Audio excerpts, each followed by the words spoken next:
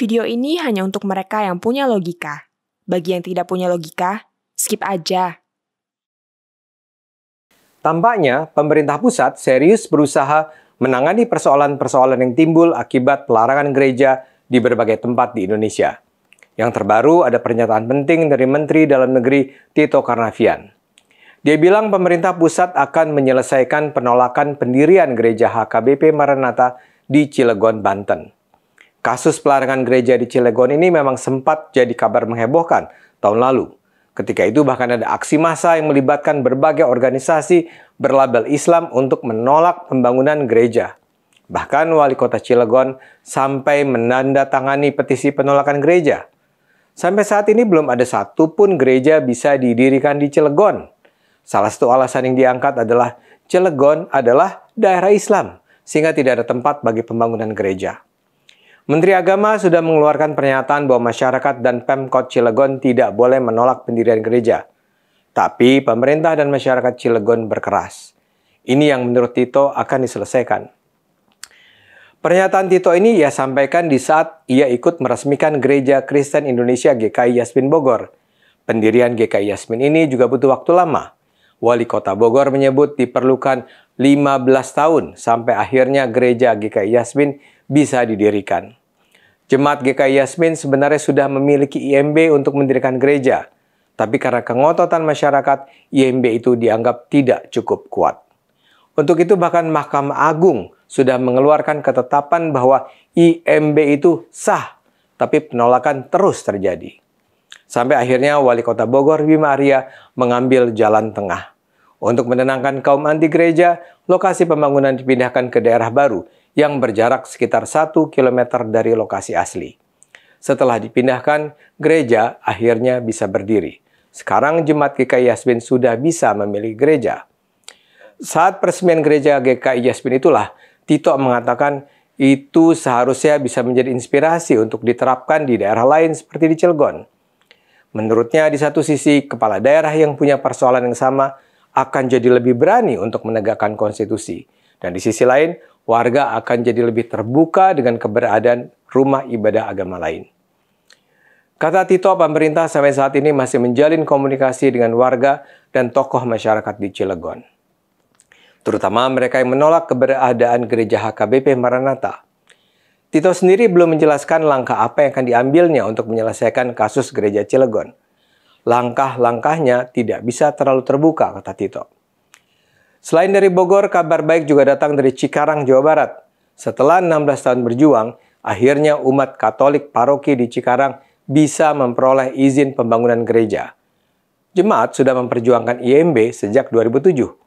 Rekomendasi dari Kementerian Agama juga sudah dikeluarkan pada 2012. Tapi karena dilanda berbagai persoalan, pembangunan gereja terus terkatung-katung. Dokumen IMB diserahkan langsung oleh Gubernur Jawa Barat Ridwan Kamil kepada Kepala Pastor Gereja Romo Antonius Suhardi Antara pada 11 April yang lalu. Yang tampaknya menjadi faktor kunci dalam hal ini adalah PLT Bupati Bekasi Dani Ramadan. Sejak dilantik pada 2021, Dani dengan gerak cepat menyelesaikan berbagai persoalan Bekasi, termasuk soal pendirian gereja Cikarang yang sudah mandek selama belasan tahun. Ia memerintahkan jajarannya untuk mengkaji alasan mandeknya izin pembangunan gereja.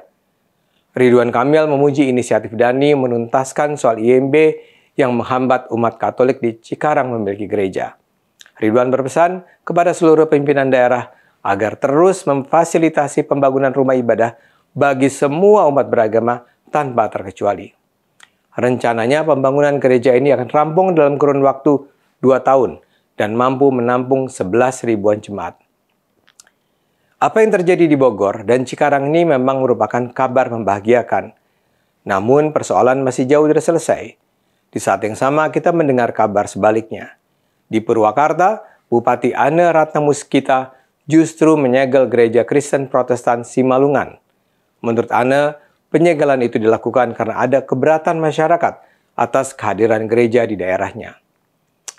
Dari kisah Purwakarta ini kita namanya harus sadar, kasus-kasus penolakan gereja rasanya masih terus berlangsung. Dan karena itulah kita berharap pemerintah pusat memang harus bersikap tegas. Pembangunan rumah ibadah adalah hak asasi manusia yang dijamin oleh Undang-Undang Dasar 45. Tak ada hak bagi pimpinan daerah, ulama, atau kelompok manapun untuk melarang pendirian rumah ibadah. Yang sering jadi sumber masalah adalah Peraturan Bersama Menteri Agama dan Dalam Negeri tahun 2006 tentang pendirian rumah ibadah. Dalam peraturan itu ditetapkan bahwa ada syarat-syarat yang harus dipenuhi agar rumah ibadah bisa didirikan. Pertama, harus ada dukungan 90 orang pengguna rumah ibadah.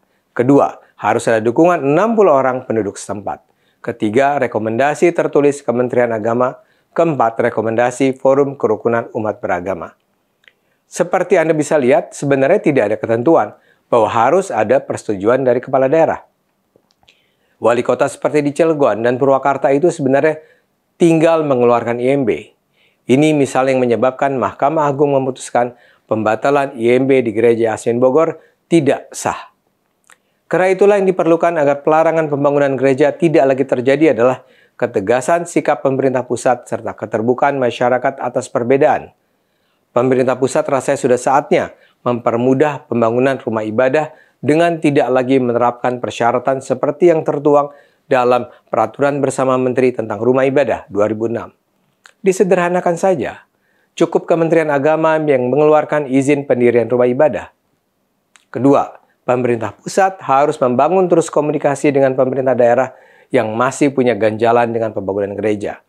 Pemerintah daerah harus diajari bahwa apa yang mereka lakukan bertentangan dengan konstitusi. Ketiga, pemerintah pusat harus berkomunikasi dengan para pemuka agama yang selama ini masih juga merasa bahwa dalam Islam, kehadiran gereja adalah hal yang harus ditolak. Para pemuka Islam harus sadar bahwa menolak pembangunan gereja bukan saja bertentangan dengan konstitusi, tapi juga bertentangan dengan ajaran Islam sendiri. Keempat, pemerintah pusat harus melakukan kampanye nasional toleransi beragama. Masyarakat harus dididik untuk saling menghargai hak beribadah masing-masing umat. Kita tentu gembira dengan apa yang dikatakan Tito, apa yang terjadi di Bogor, apa yang terjadi di Cikarang. Namun penindasan terhadap hak beribadah umat Kristen sudah berlangsung terlalu lama. Sudah saatnya ini dihentikan. Pemerintah pusat harus bertindak cepat sebelum semuanya terlambat. Mari gunakan akal sehat, karena hanya dengan akal sehat, bangsa ini akan selamat.